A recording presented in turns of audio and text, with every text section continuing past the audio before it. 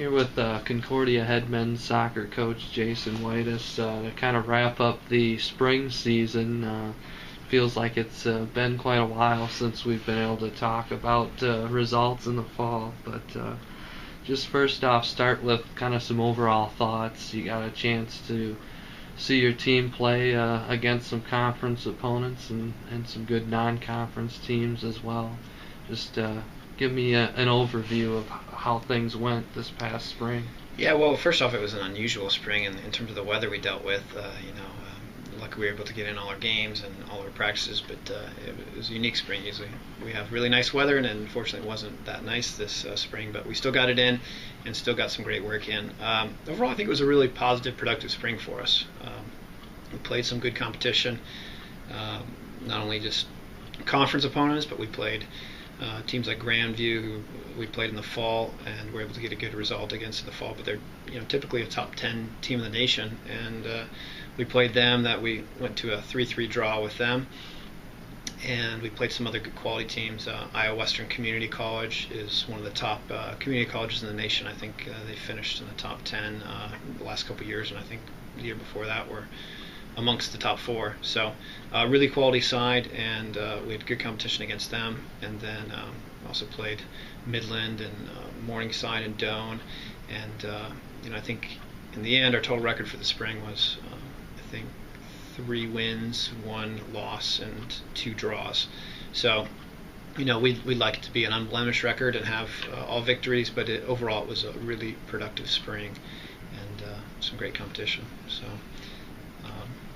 we had some guys really step up. The spring's a time where maybe some guys who haven't played much during the fall really get their opportunity, because we have a smaller squad with seniors not really partaking in games. So it was a great experience for some guys, and then we were also able to see some guys in some different positions than they played this fall. The guy everyone's going to talk about returning is Nathan Douglas, who's been the leading goal scorer the last couple years and has a chance to take over the all-time goal-scoring lead. What have you seen from him?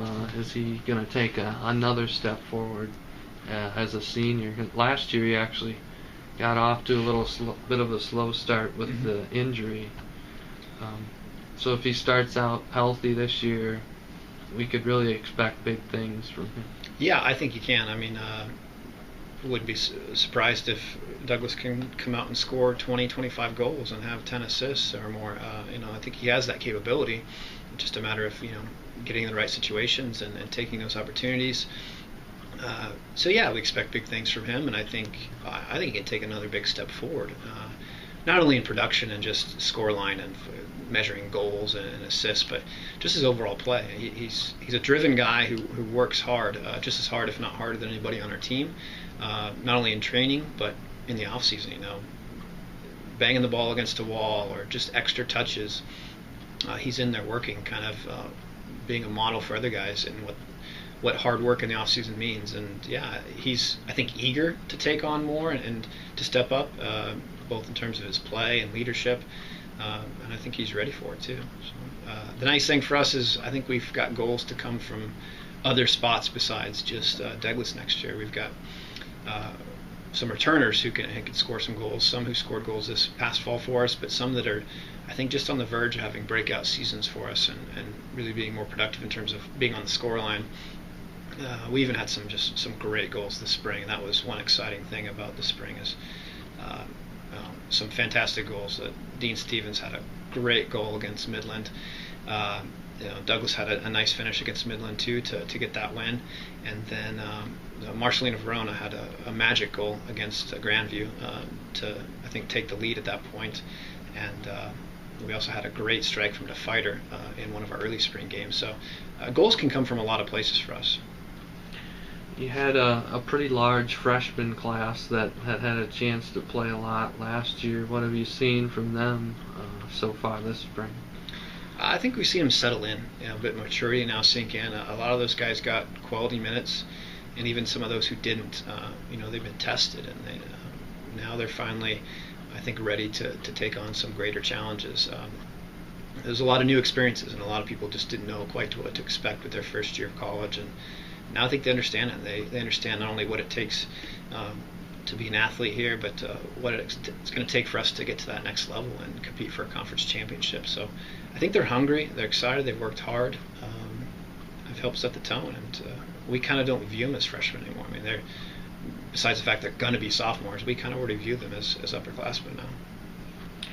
Give us a little bit of a recruiting update, kind of what areas you wanted to fill or improve upon, and how you're able to fill some of those needs with the incoming class for the fall. Yeah. Well, I think the biggest factor is the team we have coming back, and the core of them. You know, we don't lose a lot. We lose some good seniors, but the bulk of our team is back, and it's a really good thing because we expect those returning players to be significant impact players. But in terms of recruits, we have some great kids coming in as well. One big hole that we needed to fill was, Aaron Skipworth provided a lot of goals over his career and is highly impactful for our team over the last few years.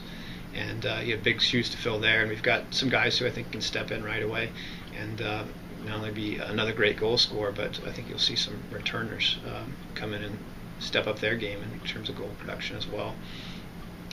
We obviously needed some new guys to come in at the defender role as well, because I think we lost 2 guys that were starting defenders from this past fall. So we have a couple spots open in the back line. So both returners have those opportunities, and then we've got a couple guys we're going to add to that should be able to come in and impact us right away. So we also have a couple guys in the midfield that I think can do a great job as well. So we've got a keeper we're bringing in that will be some great competition for our keepers as well.